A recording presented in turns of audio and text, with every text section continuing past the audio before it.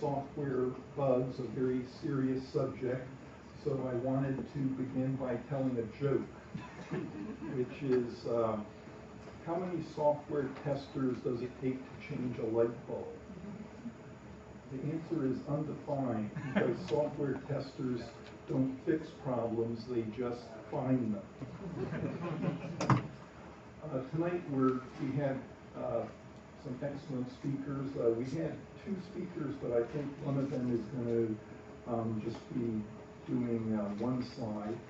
But anyway, our main speaker is part of the only couple, each half of which has won a Frank Willison Award for their contributions to the Python community. Alex won this award in 2006, and Anna won it last year. And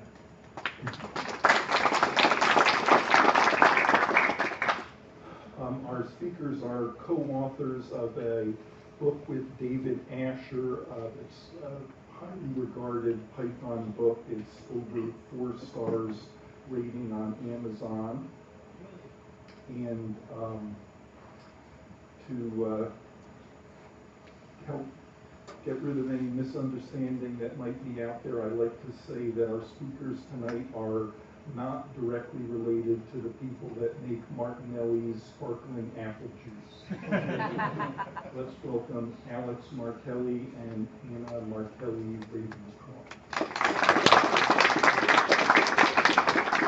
Talking about special announcements, I bet none of you know that Google is hiring, and specifically we're hiring in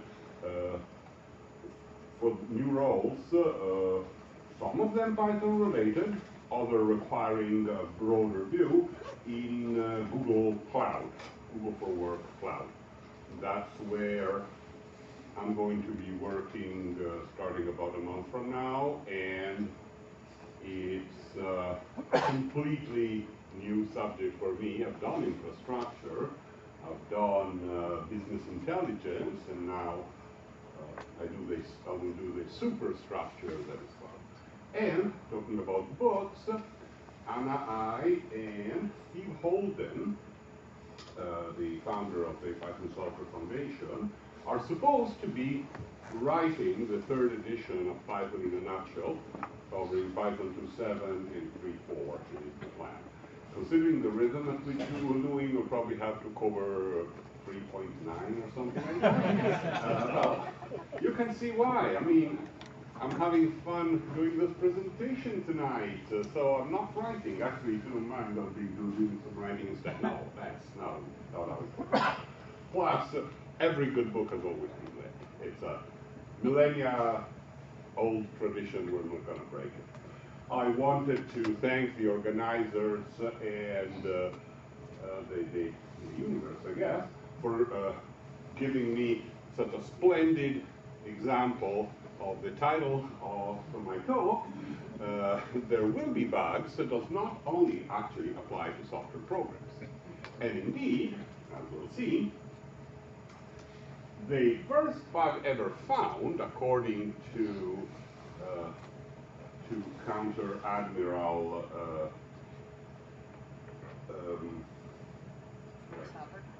yeah, I need a copy. Grace Murray Hopper, and pasted with Scotch tape on a logbook of the early mainframe they were working on, was apparently a hardware bug. It was short-circuiting some electronics in the computer, but we're mostly focused on software bugs. So, the first, okay. Stay by the thing, otherwise It's a second best way to make an Italian shut up. The first one is block his hands. So if I can't gesticulate, I'm mute. But you can gesticulate all you want. But forcing me to stay in a single place, that's horrible. Okay. I'm used to lapel mics, which let me roam. Oh well. So, there will be bugs. The answer is always yes. When? what kind of software has bugs? Whenever you're pushing the envelope, not necessarily the state of the art, but your personal limit of knowledge, there will be new traps waiting for you. At the other extreme, when you're just doing what you've done 1,000 times before, routine maintenance, some of that is indispensable, but you will not possibly be able to have 100% of your attention, your focus on what you're doing. Plus, in cases in between. I hope this covers whenever you're doing something very advanced, whenever you're doing something very routine, and everything. Except, let's say the probability was 0.99999, not 1. Because I know of one case of one program that I wrote with two colleagues, with two friends in university, that actually did not have any bug. It was 1974, my first year in college. We were all hardware majors, supposed to learn how do you design integrated circuits and things and systems, rather than there would be eventually one software course, essentially a rehash of the Fortran manual, because that's all the software an engineer needs to know, right? And we had read that manual on our own before the course, and we managed to get some of the precious control punch cards that would let us run the program, if we could get it punched in correctly, on the mainframe once. So much for testing. We had one chance.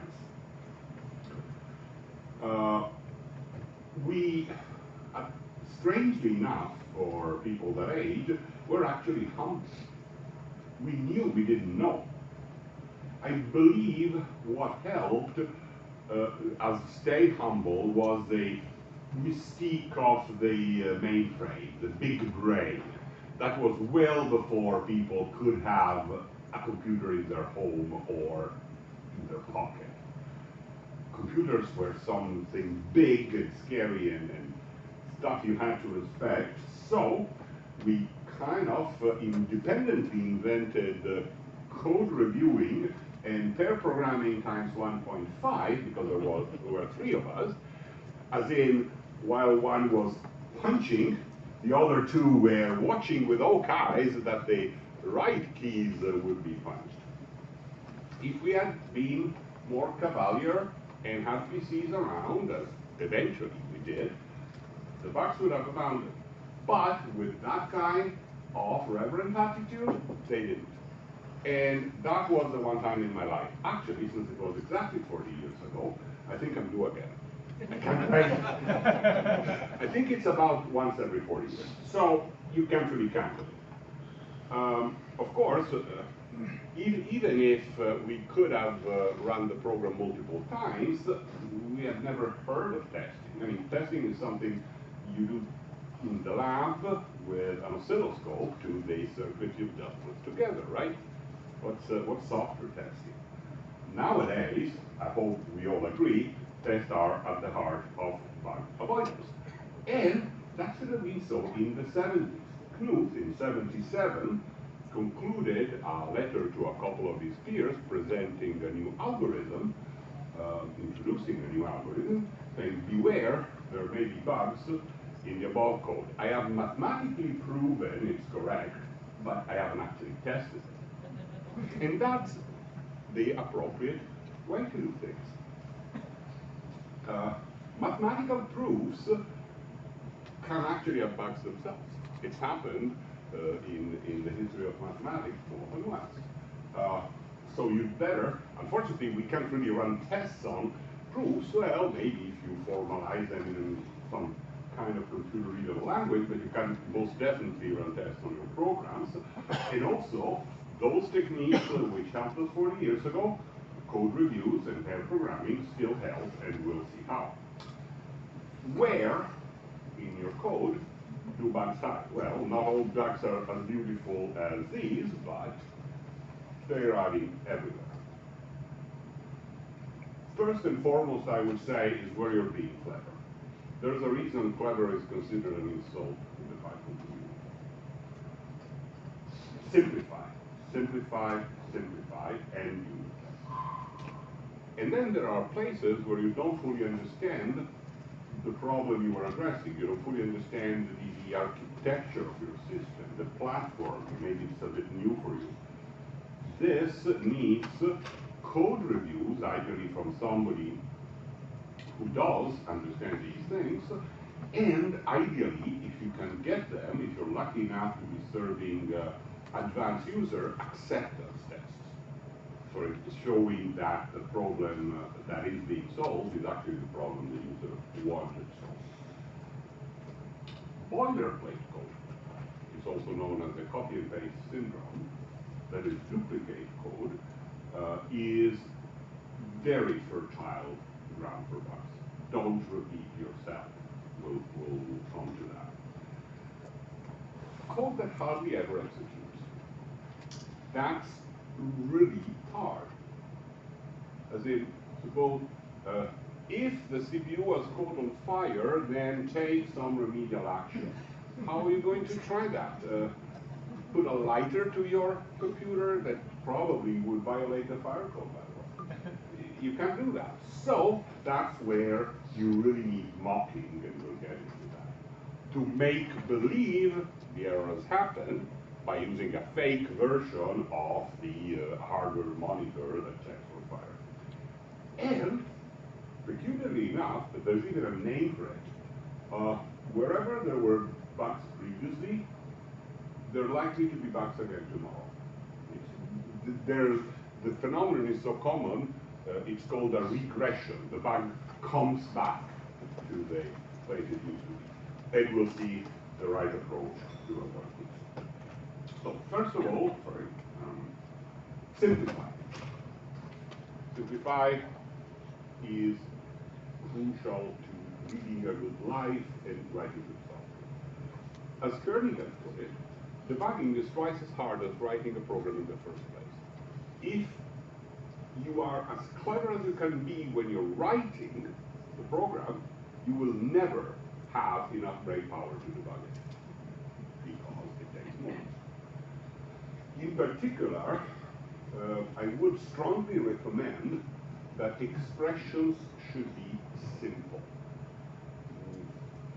I don't know, maybe 3 or 4 operators, maybe not even that much. Just break up an expression which is naturally very complicated, identify the bits and pieces, assign them to local variables. This way you can give a name to the various piece, and each sub-expression that you're computing and assigning a local variable is going to be very simple. Complex decision chain. If this, else if that, else if something else, nested loops, recursion, conditional breaks and continue under subtly different conditions from subtly different level of loops. Simplify. You can do it more simply. And regular expressions. Regular expressions can embody almost all. They can be long and complicated. They can have subtle logic in them. Be very, very scared of regular expressions. Sometimes you need them because, honestly, doing the same job with code or pure string manipulation would take you forever and don't want to take forever. But keep your regex as simple as you possibly can and test it thoroughly. There are sites online, I recommend regex101.com, that let you actually try regular expression and a piece of text, you'll see what matches, and you will be surprised if your regular expressions are anywhere beyond the 101 level. They should be. Don't repeat yourself. Dry, great, accurate. Hunt and Thomas are actually very ambitious when they set out this principle. They didn't limit it to code.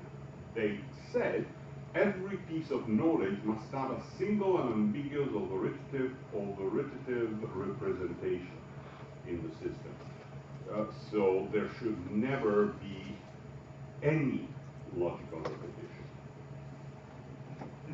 Of course, this may be a bit too broad. That is, the same bit of knowledge is more likely than not to be replicated in some documentation as well as some executable code, in the concept that they should be unified. Knut tried that. You've heard of literate programming. It never really caught on because even the people doing the two parts may not be the same. I'd rather focus on the proper name for this applied to code, which is once and only once. You don't copy and paste code. Even if you are not copying and pasting it, you're writing it independently, but two pieces are doing essentially the same thing or very much the same thing. You should learn to smell that duplicate code and refactor, extract it out before the bugs start reading there. Why? Because things are changing all the time. If you have a piece of code in 3-4 places and the requirement change, you will probably, by Murphy's Law, change n-1 of those n places. And now you have a bug. Remember to abstract between the repetitions, the parts that are changing, and just merge those that are in common. The contrary of dry is also known as wet, and it stands for we enjoy typing. So, for example, I'm not giving a particularly bad example, just one that will fit on the slide with a reasonably large font. These two apparently unrelated bits of code are presumably related to the fact, okay, what does function foo does, are repetitions. Because foo may change a bit, and then you will need to find and fix all uses. So you try it. You put the concept into an auxiliary function, and then you call the function. In this case, this is a bit, I have not deliberately chosen the simplest case because, remember, in one case, we were actually adding something before returning, in the other not, so both cases must be accounted for. So what gets added, if none, nothing, otherwise, nothing. Remember, yes? This might be one case where maybe this is an instance where you made the code less simple, so it might be harder to debug. I don't think it's that simple. There's one and only one where the way function foo is supposed to be used is for picking one or the other of its argument, obviously. But it's apparently designed, and maybe you can't fix it because it's with some library, to return true or false rather than the element to pick. So you wrap it into something that does the picking that you require. It has a name. Just that fact makes it simpler. Because instead of having to pattern recognize, and remember, it's a small example, pattern recognizing 4 lines is probably within our power if they fall in the same page. If you have to move between 2 screens, you might not notice it. But once it has a name, you grasp it as a unitary concept. It's only implemented once, and the code using it is simpler. It's one line, instead of 4 lines, 4 lines. It's just an example of abstraction, right? Yeah. I'm abstracting the fact that different things are used, foo and bar, different up. Sometimes an addition is needed, sometimes not. That's all. The rarely executed code. So, since Python 3.3, but it has been backported to everywhere, unitest.mock lets you falsify anything. In fact, it's even too powerful. All attributes and methods that you could possibly use on the mock appear magically. I find that is a bit too lax because I do sometimes have typos. And I'd rather get an attribute error if I try to get an attribute or method that isn't there. But you can fix that by always requiring autospec. The autospec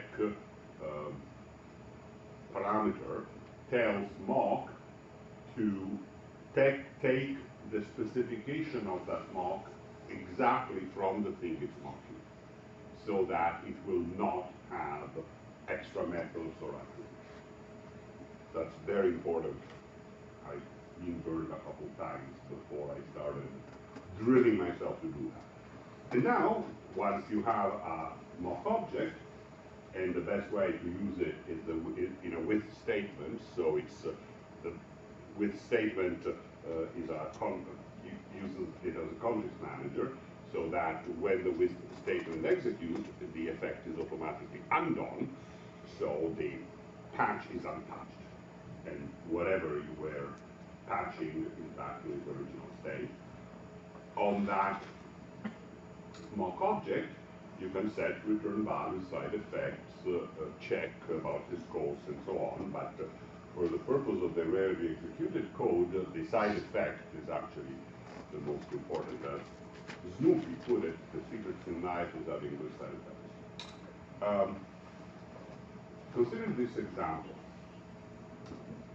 Can you spot the bug?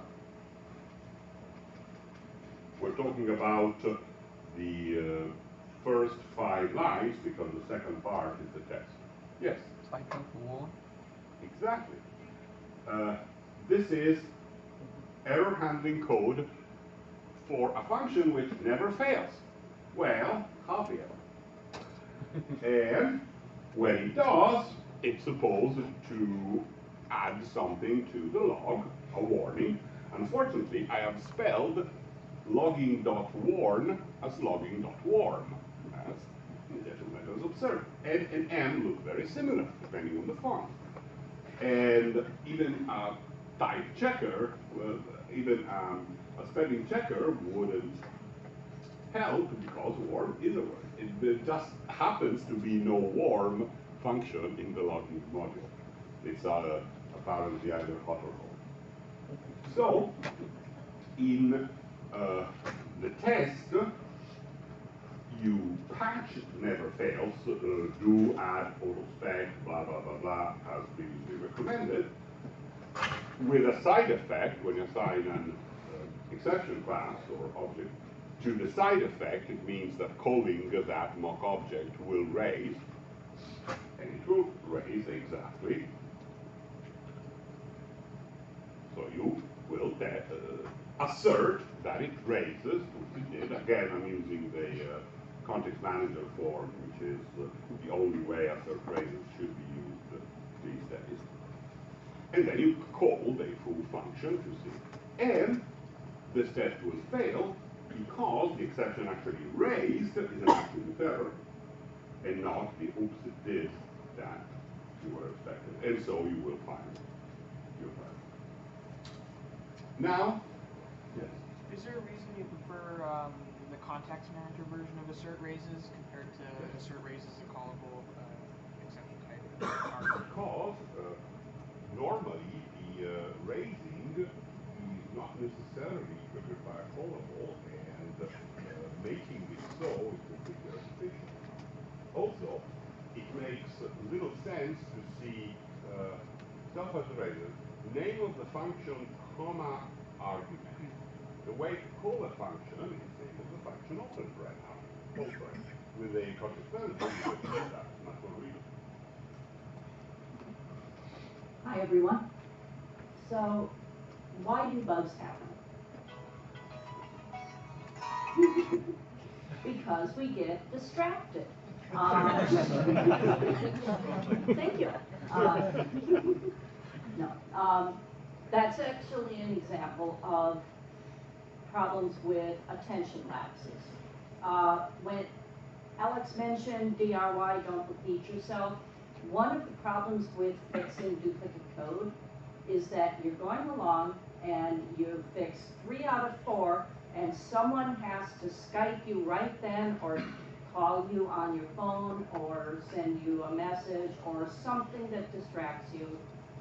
And you think that you fixed everything, you didn't actually fix everything because your attention went over to something else. Our brains, we think that we are really good at multitasking and getting back to what we were doing. Our brains, our attention actually, we can focus on one thing at a time. And our brains actually aren't very good at multitasking. I have a actual talk on all of the ways that your brain likes to trick you, and I'm going to be giving it in January, so we'll be getting into all of this stuff way more deeply, including examples of how attention lapses can catch you up. Another example is that you see what you expect to see. If you are looking at code that you've been working on for a long time, you're going to see the things that you expect to see there, and you're not going to catch the typos. You're not going to catch warm instead of worn because you expect worn to be there, and so your eyes are going to gloss right over it. This is why things like code reviews and pair programming are so helpful, so that you have someone else who's not as close to the problem, as close to the code, will actually see it. Overconfidence. We tend to think that we're better at things than we are. And of course my code works.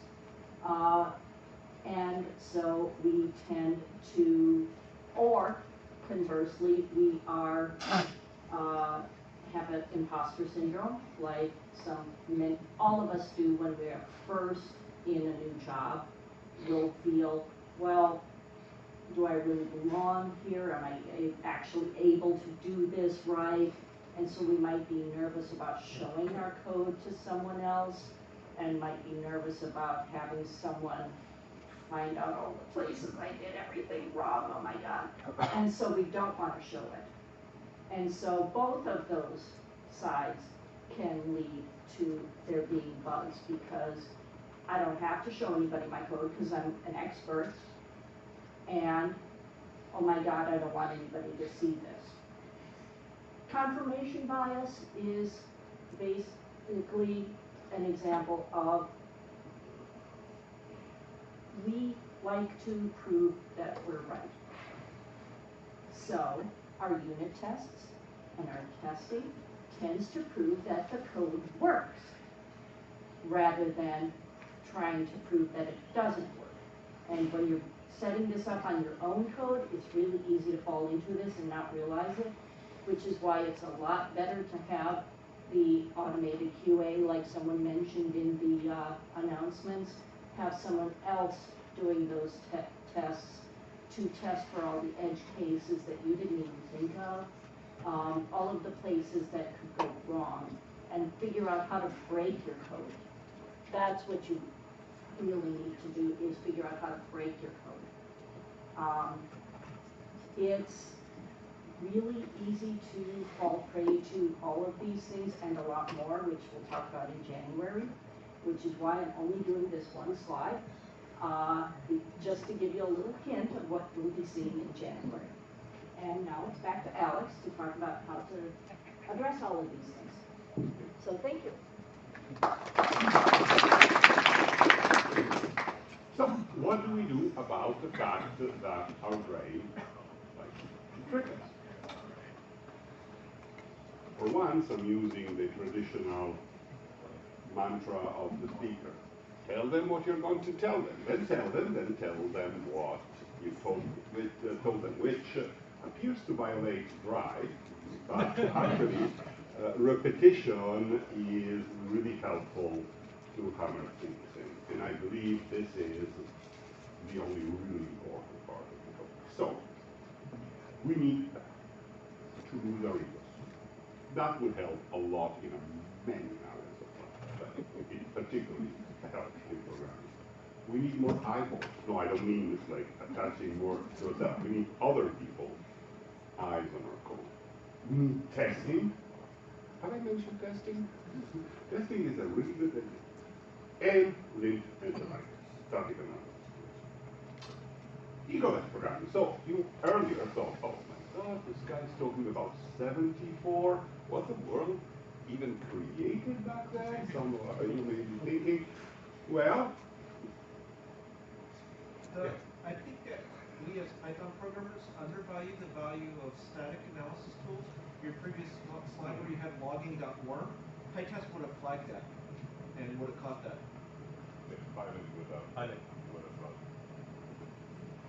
But I will recommend filing too. So, 74 wasn't far enough in the past, so I went to 71. When Jerry Weinberg wrote The Psychology of Computer Programming, if you only read one programming book from the 70s and the rest of this year, make it this one.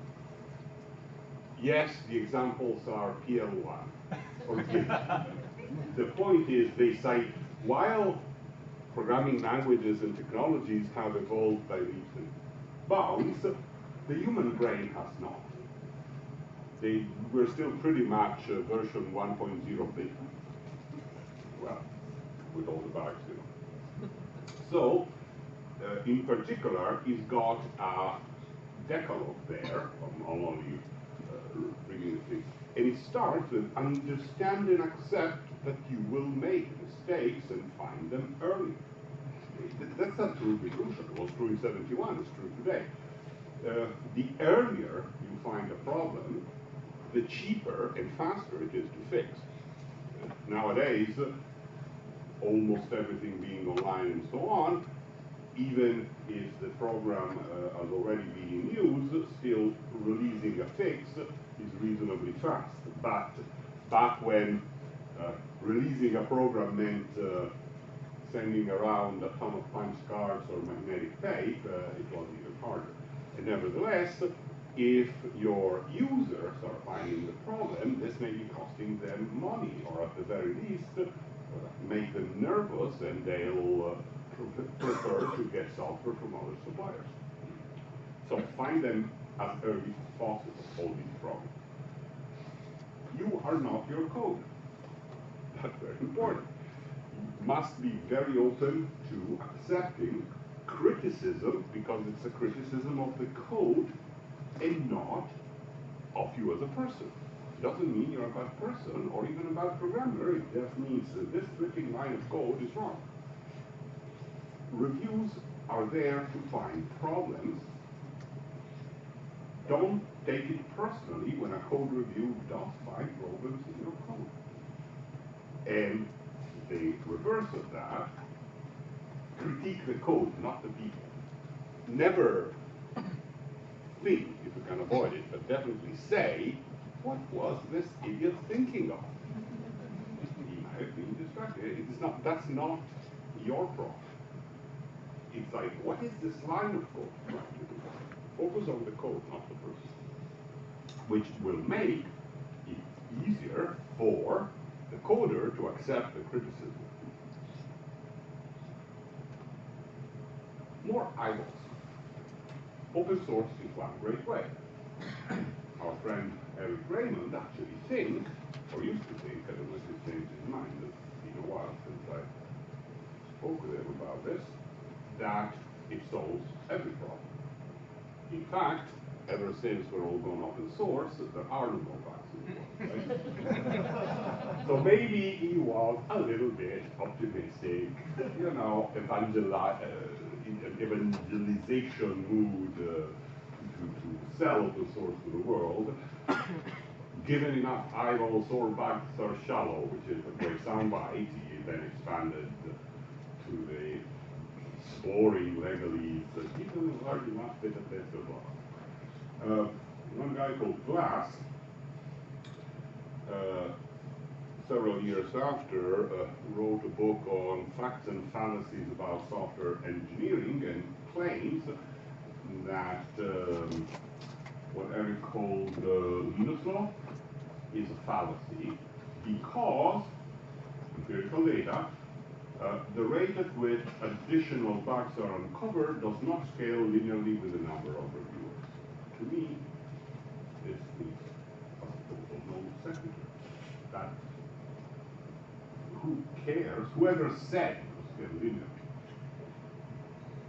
If maybe it's logarithmic, so it makes a difference to go from 10 to 100, same from 100 to 1,000, same from 1,000 to 10,000 users and active reader of your code. That still means bugs are going to be found and fixed faster with 10,000 than with 1,000. Sure, it's a diminishing returns, but it's still useful. Nevertheless, we have recent, well, by now not so recent, but when I first prepared this, what months ago, they were very recent, of the horrible problem in open source code, which I recommend Mike Bland's blog on, actually, it's an article on Martin Fowler's blog about well, you can find a million different information about how those bugs are, but how did they stay there in security critical code? Were they ever exploited? I don't think, I like they go to fail because, I don't know if you've seen that code, it's C code, that's pretty common in low level open source stuff, but it's, if there's a problem with this, go to fail. If there's a problem with that, go to fail. If there's a problem with this, go to fail. And actually, this is a pretty good design pattern in C because you make sure all exits from the function come in the same way. Unfortunately, one of the lines became go to fail, go to fail. So, after 3 tests, the code unconditionally went to the end, where the error was not set, so it didn't give any problem, and it hadn't done another 3 tests needed for SSL security. Whoops. The static analysis of the C compiler was perfectly happy with that. It's perfectly done in C. It's totally silly C, and if they had run lint, if anybody out of millions of users of that open source code, followed by Apple, but released into open source, had ever run lint, presumably would say, you've got a bunch of unreachable code there, because there's an unconditional go-to, meaning everything in between is never going to run. But mostly, there were no tests. The whole OpenSSL and Apple's own equivalent open source stuff, culture doesn't require tests. I think, especially for security critical code, that's terrifying. People get terrified of the whole. I get terrified of untested security critical priorities. You would be afraid of everything.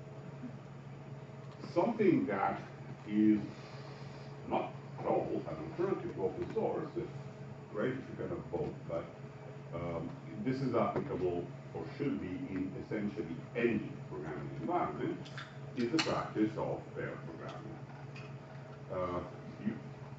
You've heard about it, I hope you've practiced it. There's 2 roles, not perfectly symmetrical. The driver, the guy that types, who actually focuses on the tactical sides, the observers, which acts as a slightly more strategic level, plays safety net, and it's important to keep switching. One of the 2 might get very bored or out of it if you don't switch every 20, 30 minutes. So it's also important, in my favorite style of pair programming, to talk a lot.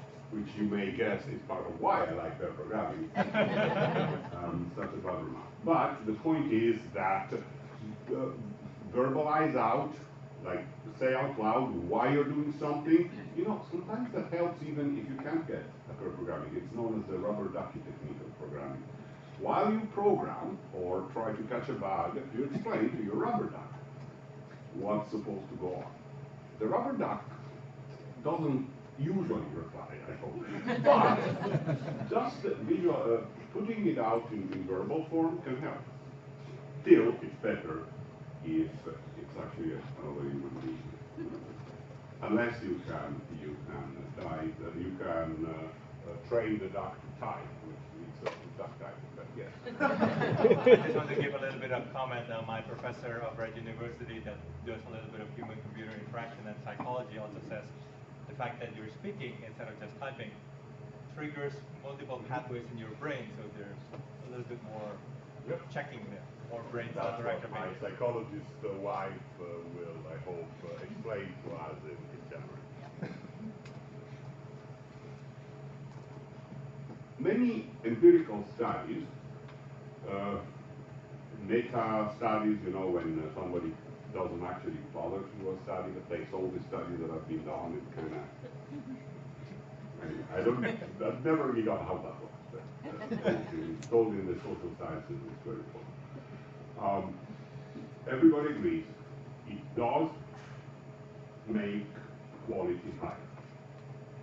Bugs per 1,000 of lines of release code, metrics like that. It does allow faster delivery, the elapsed real clock time for the same functionality. However, the effort is larger compared with a solo program.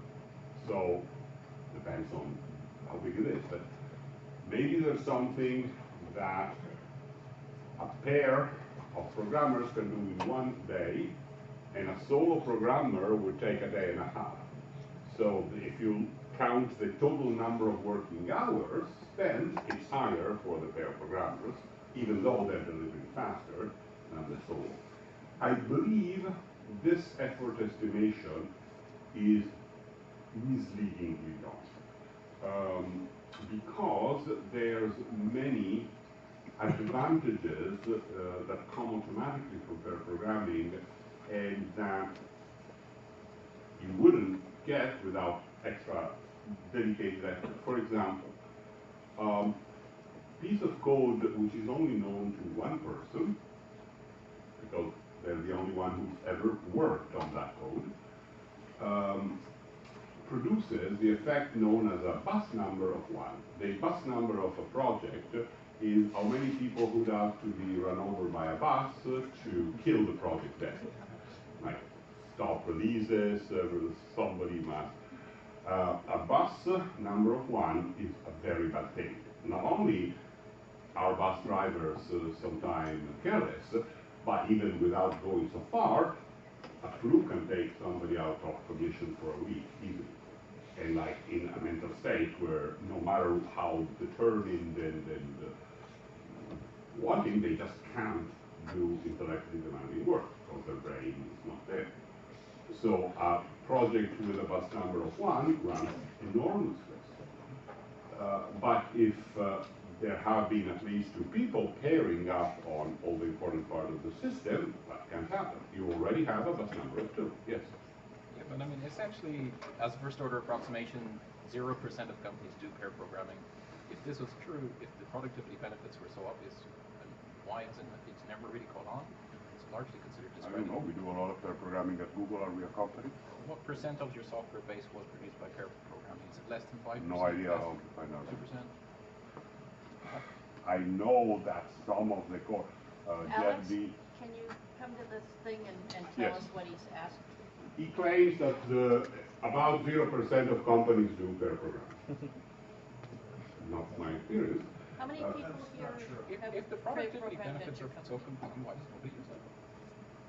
Can you ask the question so people can hear? How many people have actually pair programmed at work? What percent of your code base was produced by pair programming? Is it less than 10%, less than 1%?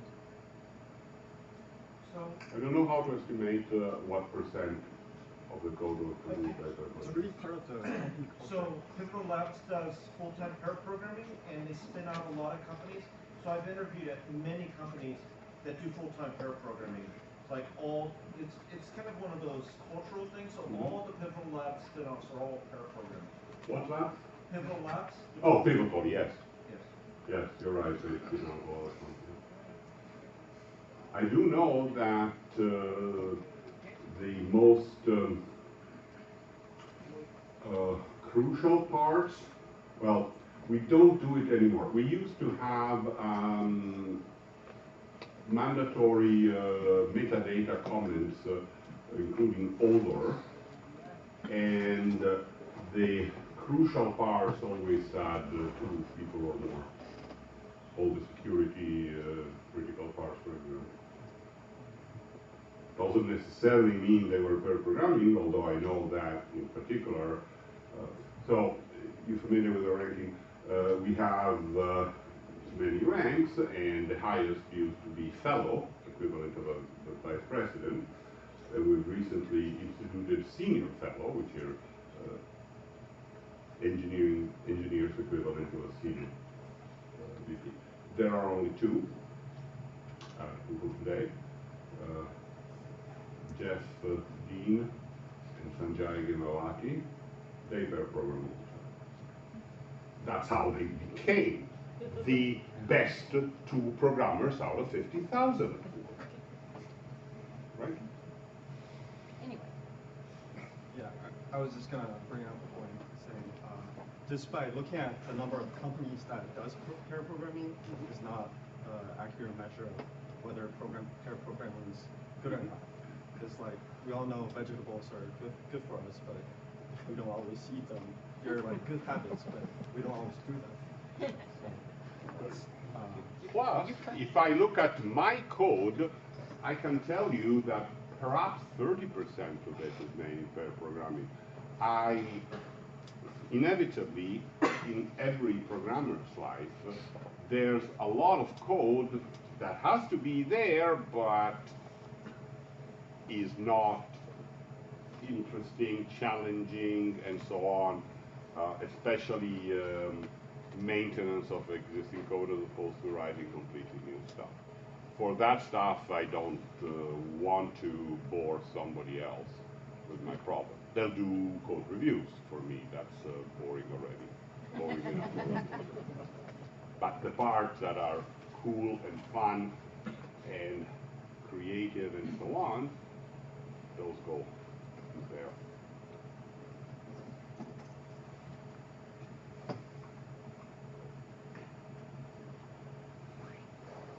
And as I mentioned, code reviews.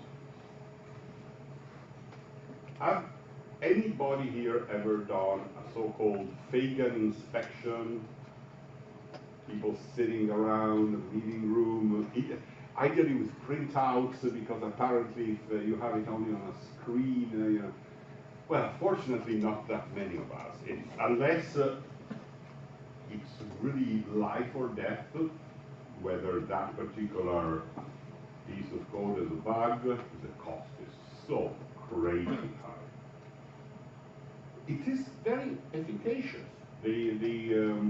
Of all practices that have been empirical research in the literature, these are, if you ignore the cost and how much they slow down the development process, these produce the lowest number of surviving bugs per line in this code.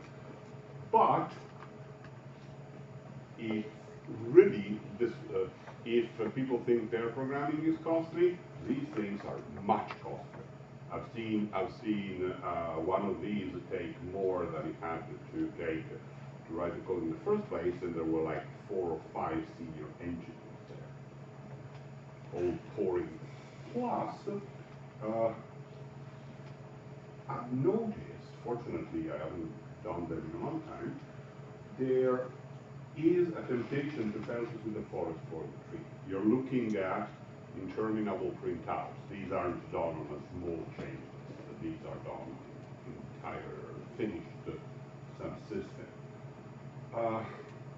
you catch the type on line 23, but seeing the big picture is much harder, and yet it's more important. Also, I haven't noticed anything in 1 hour. I'm getting very bored, and I'm not looking good to the manager who's on the inspection. I must find something to say. The name of the variable here should really be... now we can have a half-hour debate on whether that name should be capitalized. And I've made my presence felt. It's like many meetings are like that. But the point is, Fagan Inspections are kind of formalized meetings specifically for code review. What has taken over the world are light view informal walkthroughs and critiques.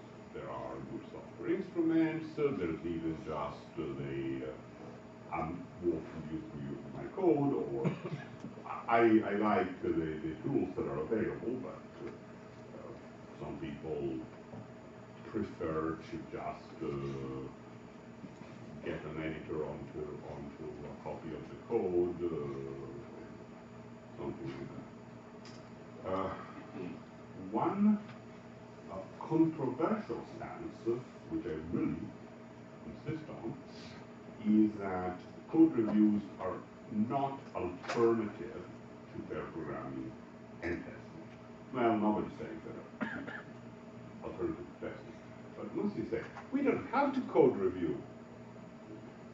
We've done pair programming, especially when a pair programming works well.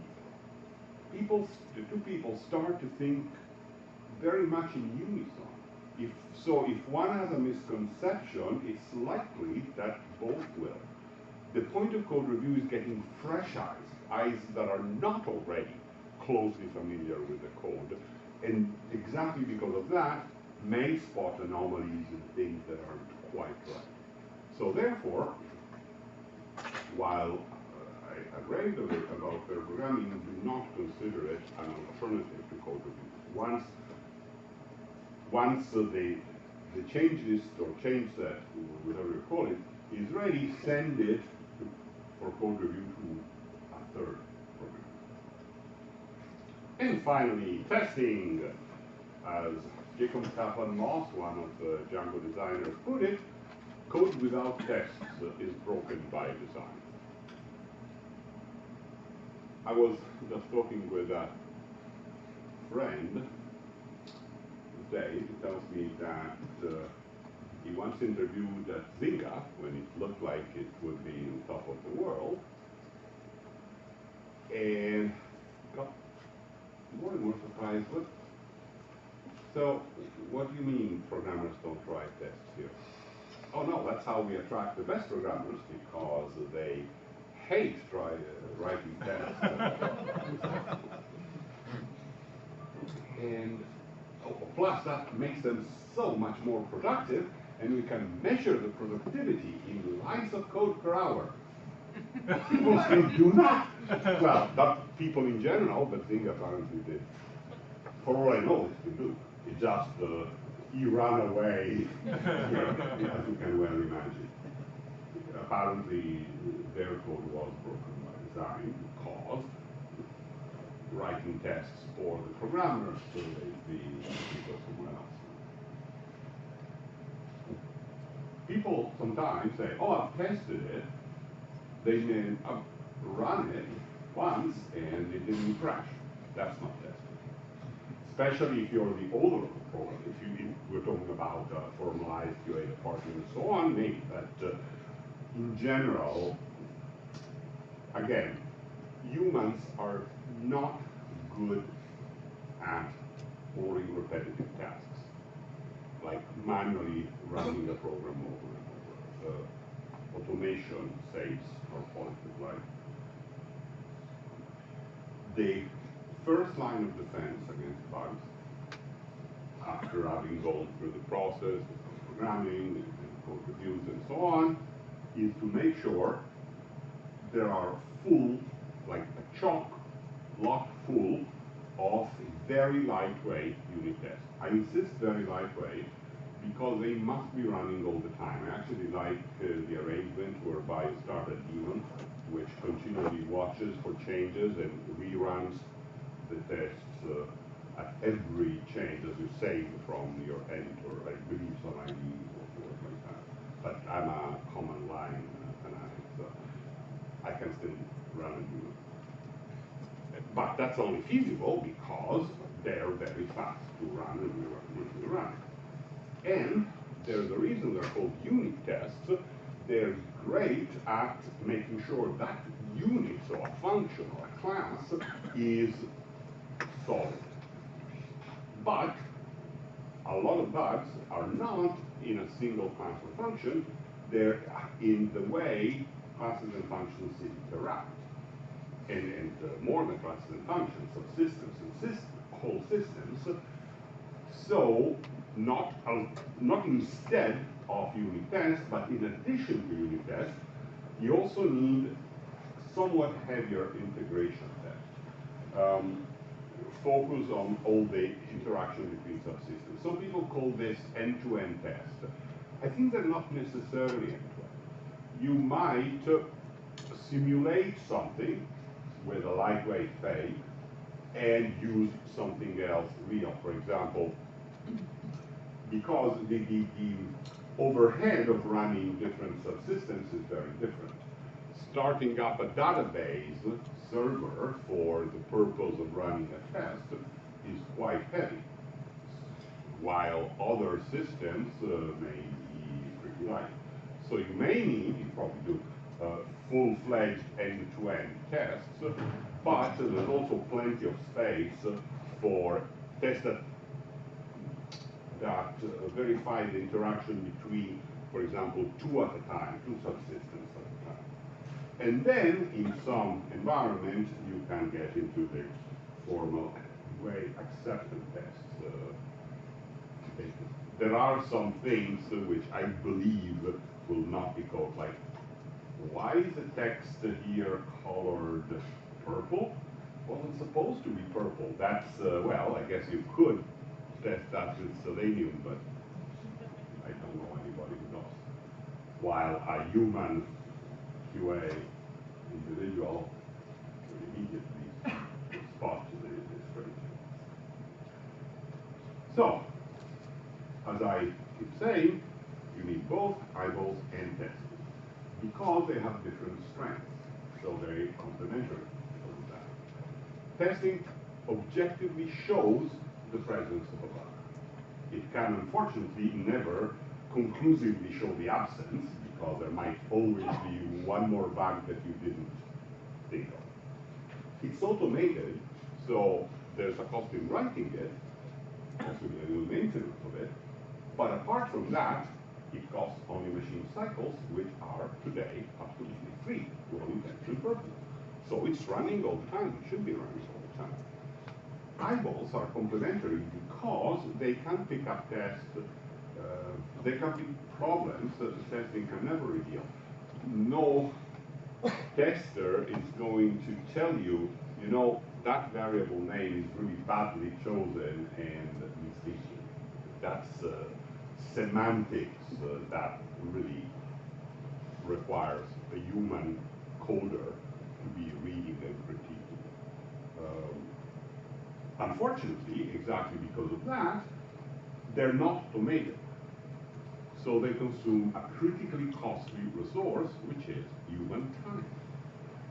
That's why you can't do everything with eyeballs, unless you are three first-year hardware students, in which case, as long as you're having fun, your time isn't costly. But mostly you can.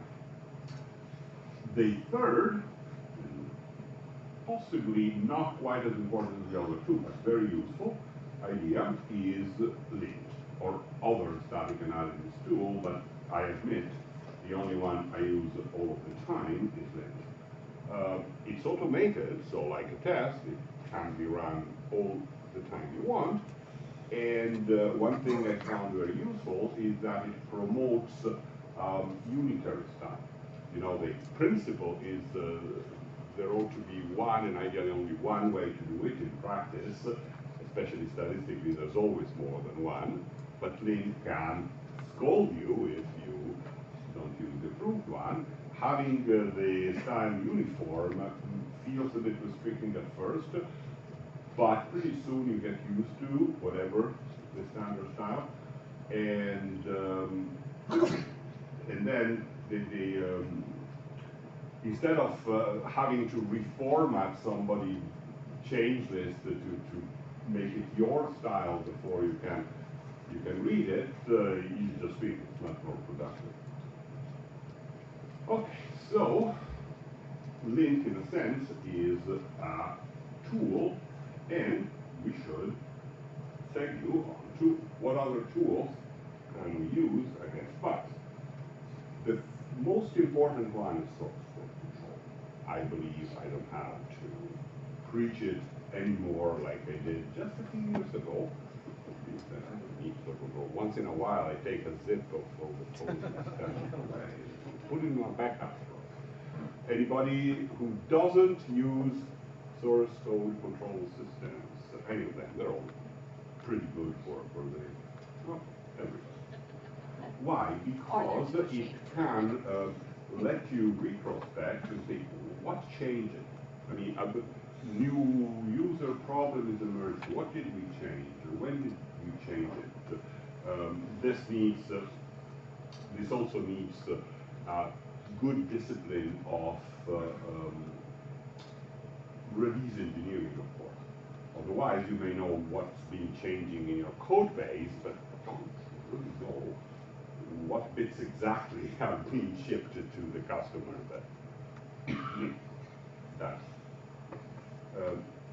That's part of why I think, although I have had interesting debates with some of my release engineer friends, that the best release engineering is the simplest release engineering, without subtle merge, cherry picks, and things which make it really easy to introduce problems rather than fix. But that's not for me. Second most important thing is a good testing framework. I actually think unit testing is perfectly adequate. Obviously, opinions are not entirely aligned on the subject because a few excellent Python programmers have gone on writing their own unit testing framework, and they just didn't feel that unit testing could exist, I guess. I disagree with things. Then you need a bug tracker, ideally one that integrates with your source code control. You should be able, any change list should be there for a reason. It's addressing an issue in the bug tracker. One only, please. Don't make one CL to fix 3 bugs. Because if there's a problem and it needs to be rolled back, then all of the 3 bugs will appear. If you have done one by one, at least 2 of the 3 will stay fixed, and so forth. Alex? But what if one change actually fixes 2 bugs? Well, then one bug will duplicate of the other, and you can mark it that way with the bug tracker. Because sometimes people notice problems, it's the same problem, they just describe it in slightly different words, so it may not be obvious that.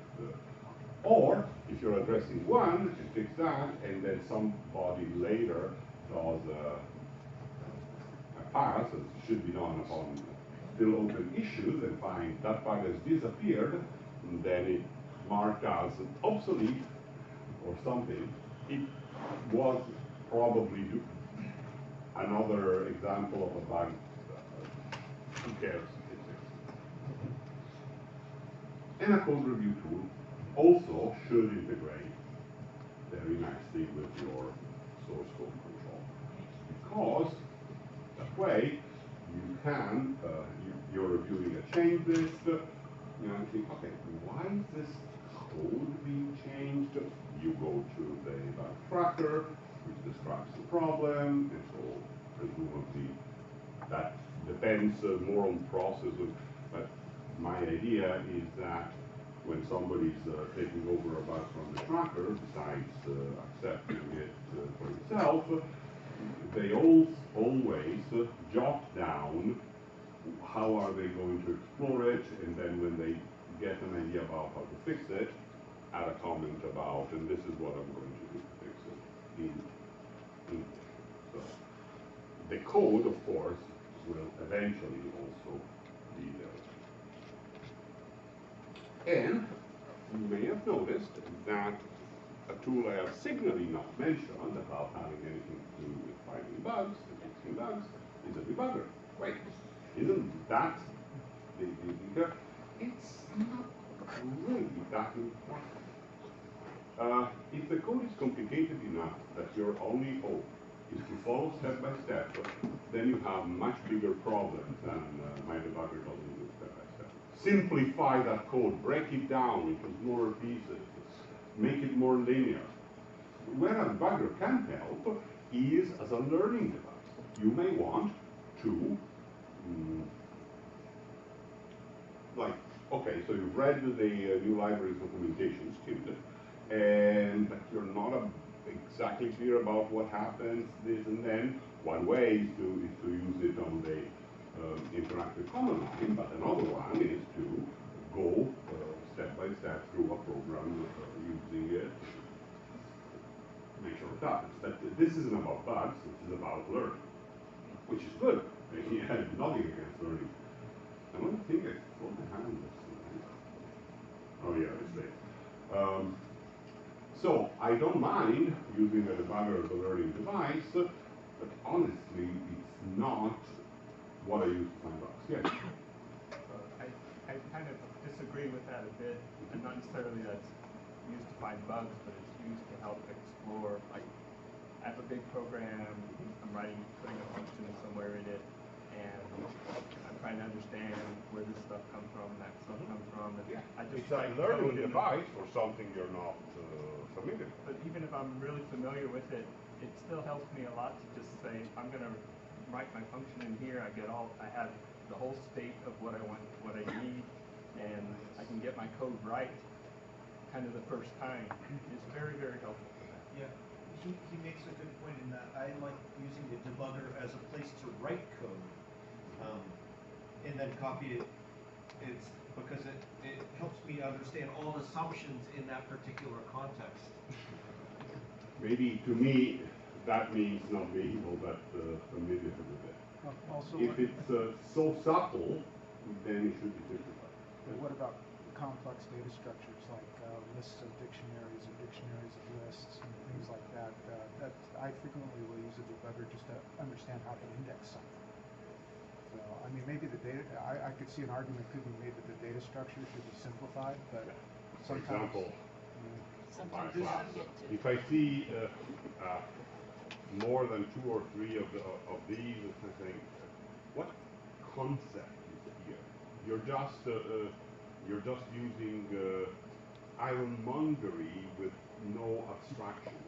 That's So this is kind of the difference between old school programming and new school programming, where these days, to actually understand the system, you'd have a book, a stack of books 8 feet high, and it's impossible to understand everything.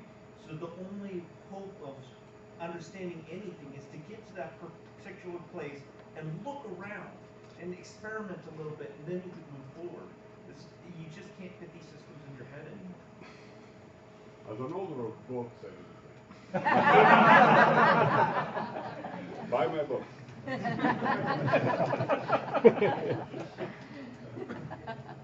My general problem with this is a geek's natural attitude is, ooh, a tool. And if I have the right tool, it's powerful. I'll scare the bugs away. Bugs are very courageous.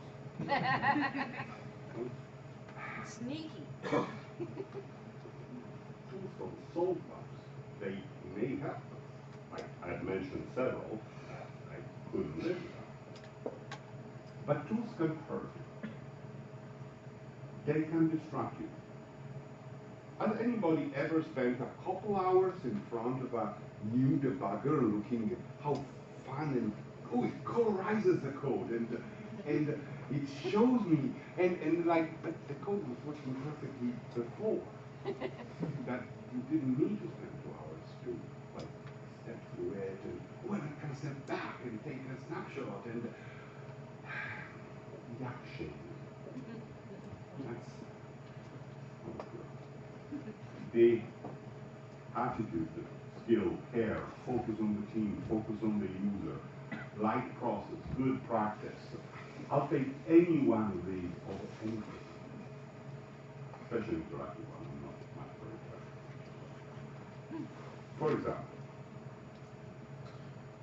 what I've seen people do, and actually I've heard it, and no, I need a debugger because I need to examine the variable values here. If they're important, why aren't we logging them? And then write a script to automatically sanity check the variable log. So it's automated. You don't have to spend the scarce and precious minutes of your life doing by hand what the script can do for you. If you ever find yourself doing the same thing twice, you should really think, can the script help me? And examining the variables, I'm making a series of checks so that they were evolving in the same way. That's a good idea. The fact that it's automated makes all the difference, because you invested your precious time once to write the script, and then, oh, just write it. Some source code control systems, which shall remain unnamed, but are all the rage, allow you to do incredible complex graphs of dependencies, extractions, exclusions, and so on. Don't, please don't. If you're a release engineer, come talk to me and we'll have a friendly debate. I get in front of you. But I've seen more bugs introduced by excess overuse of the fancy branches and partial merges and good enough is good enough. I've got another talk on that, but it is. And in most cases, you can be like very linear. Maybe sometimes, due to urgency, you may need a cherry pick or two. That is about as far as it goes and shouldn't persist long because you prepare a proper release for hand.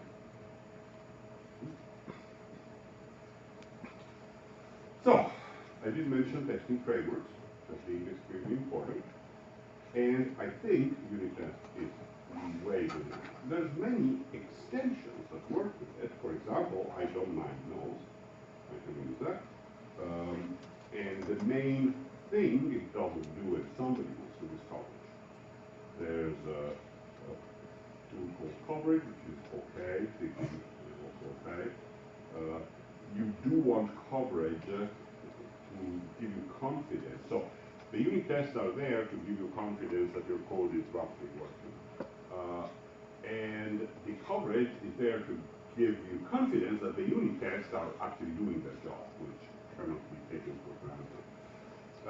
Unfortunately, I do not know of a good Python way to do advanced forms of coverage, as opposed to simple line coverage. Coverage of UI has branch now, but that's coverage of UI currently has branch coverage also other than just line. Oh, good. I didn't when I last do this. I'll have to revisit it then. What was that? Coverage. Coverage UI. Yeah. Branch coverage is really useful because, yes, line coverage is important, but you really want to push it. Okay. Learn from my mistakes instead of making your own. Use doc tests only for what it's very well designed for. Making sure that the examples in your docs are up to date. When I was first developing GP, the general multi-precision counting for Python, doc test was brand new, and as a typical geekish reaction, ooh, a new tool, I must use it. And so, instead of writing proper unit tests, I stretched doc test to the breaking point to actually get all of my progress from there. As a result, okay. Move to GP2, which is being taken over by somebody else and does the tests right. There's plenty of automated tests running. I haven't tried them all. Even BuildBox, in a sense. I mean, it's a build runner, but it does do all the tests you need. Nosy is fine for me, there are others. And then, mocks and all their families. By now, I have essentially converted unit test mock, but I still recommend being very careful. It's one of those excessively powerful things. So there's one of these things that people use all of these terminologies kind of interchangeably. I think of a fake as something different. I think of a fake as a fake implementation of the actual API that is published and kept up to date by the same team who publishes the actual system. How is it a fake implementation? Because, for example, those things in memory, so fakes a database, the real database, of course, it's grimy to use in tests because it takes forever to set up and things. And then you have potentially the same things, but with a limit of megabyte or something in memory, so you can actually test almost as fast as a unit test. Best example I know of this in freely available open source code is in the Google App Engine SDK. There's a thing called the test bed.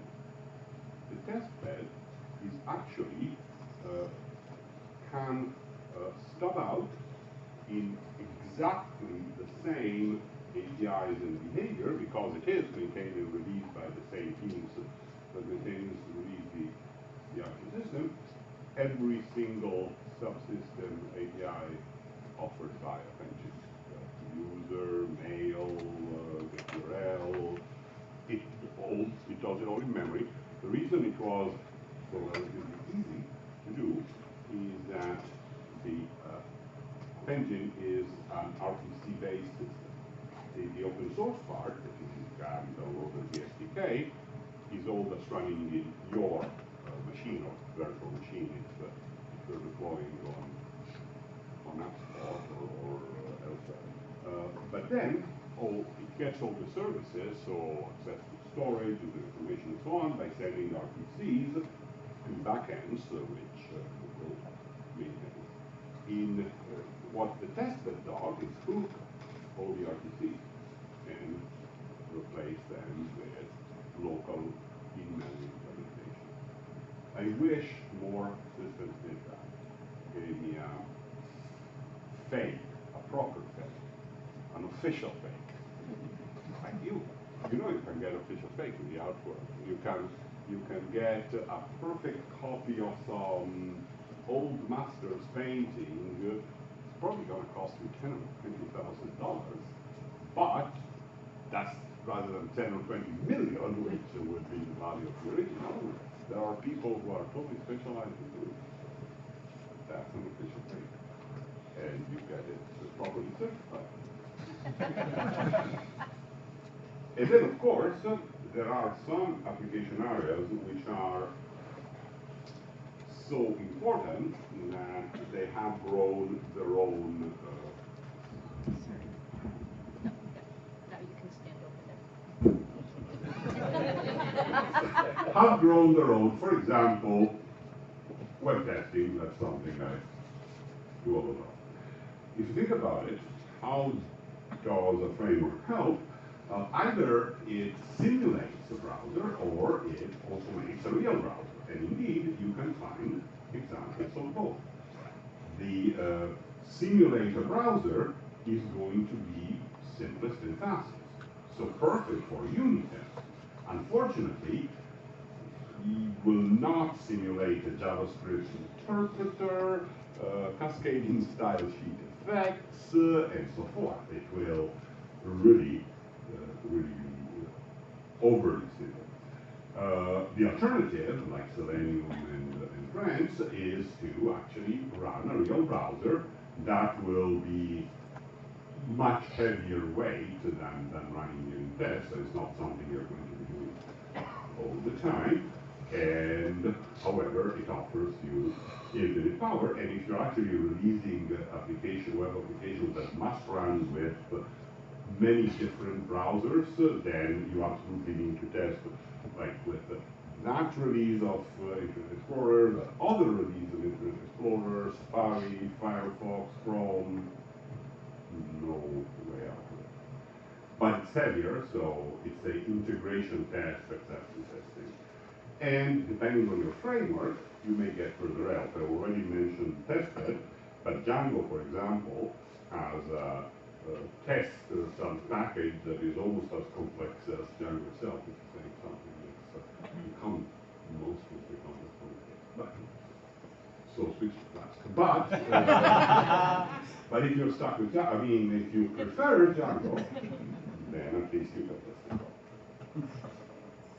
Just pick one of each kind of tool you want. And while we obviously are all subject to the temptation of, ooh, this completely obscure thing nobody's ever heard about, cool, let me use that. Try to bias yourself toward what is standard in value. I don't know why they repeated the slide. Okay, good. Okay. Finally, the static analysis thing, I do strongly recommend Logilab's findings.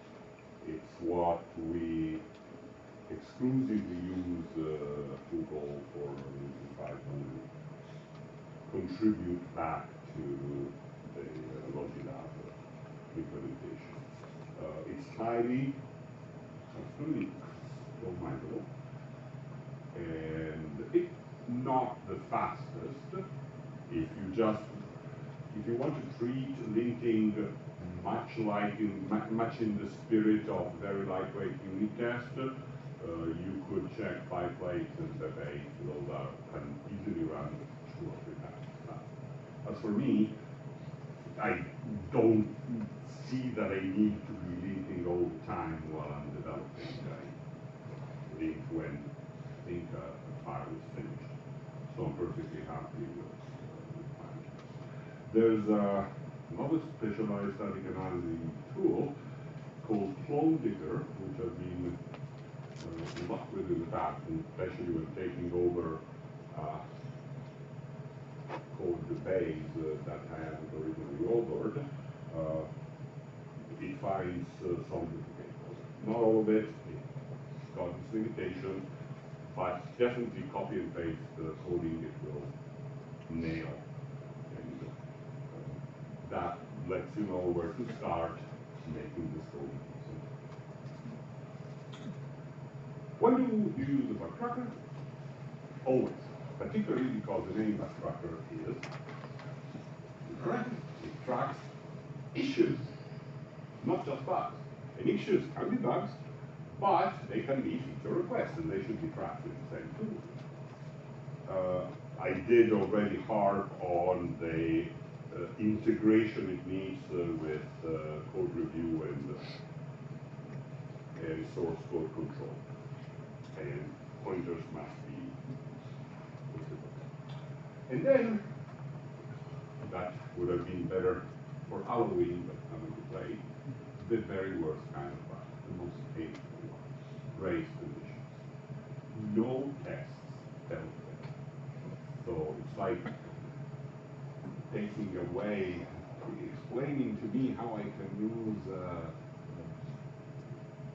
sword to keep zombies at bay, and then you take away my bored when the most scary zombies appear ahead.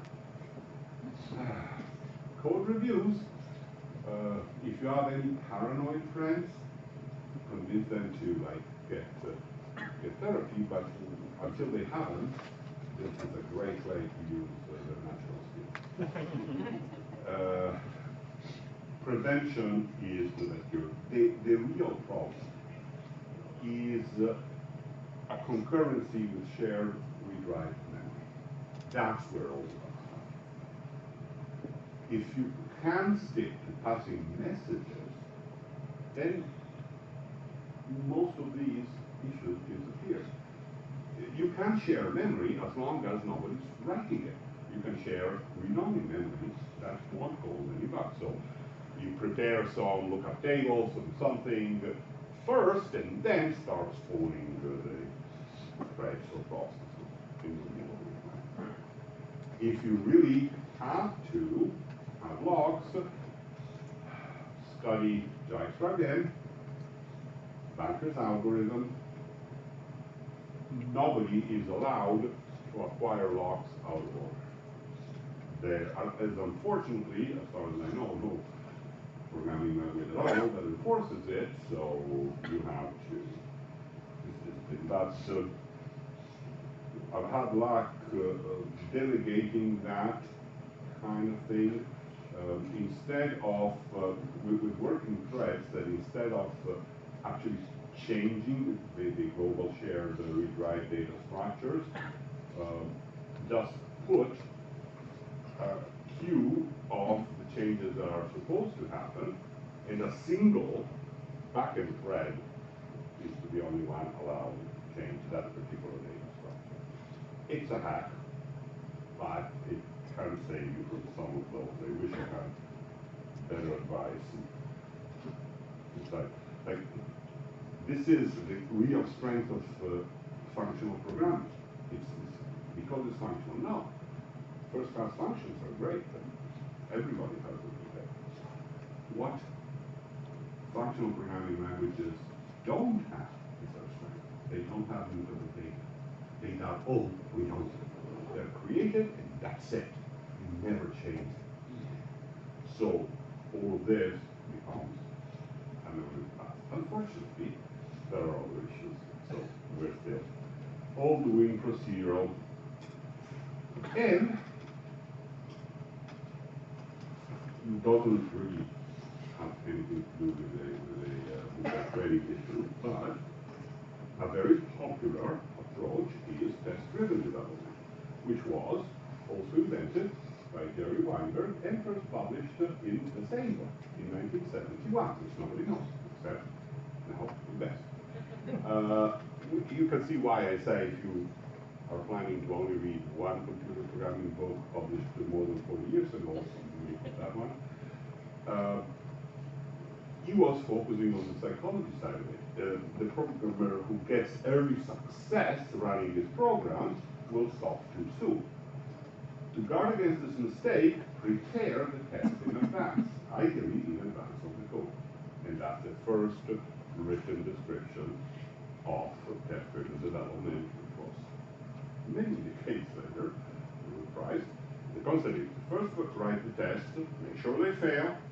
Believe me or not, sometimes the test you've written will actually succeed when you don't expect it to. That sometimes reveals interesting problems. Now you fix the code and check they succeed, and then you refactor to make things better and see the test and change and succeed. Is it worth the bother? Personal opinion, we don't have any official company opinion. For adding features, I am very pleased.